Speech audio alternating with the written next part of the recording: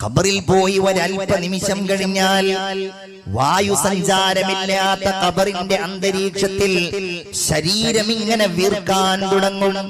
അവിടെയുള്ള പ്രത്യേകങ്ങളായ വാതകങ്ങൾ ശരീരത്തിൽ പ്രവർത്തിച്ച് ശരീരം ഇങ്ങനെ വീർക്കാൻ തുടങ്ങും. മൂക്കിലൂടെയും മറ്റു ദ്വാരങ്ങളിലൂടെയും രക്തമൊഴുകാൻ തുടങ്ങും.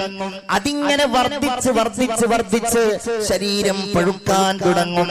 ശരീരത്തിലുള്ള ബാക്ടീരിയകൾ പുഴുക്കളായി മാറുന്നു.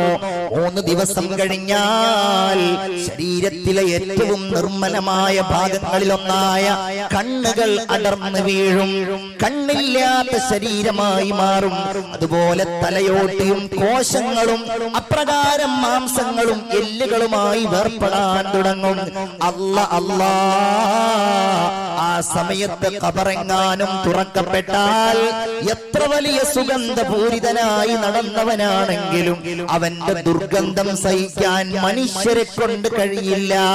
അത്രമേൽ ദുർഗന്ധം എന്റെ പ്രിയപ്പെട്ടവരെ നമുക്കോരോരുത്തർക്കും ഉണ്ടാകും.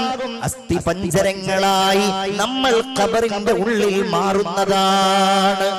വല്ലാത്ത ഒരു ഭീകരമായ രംഗമാണ് അല്ലേ? പരം വിധിച്ചുമ്മ വിട്ട് ചൊങ്കിൽ നടക്കുന്ന ശുച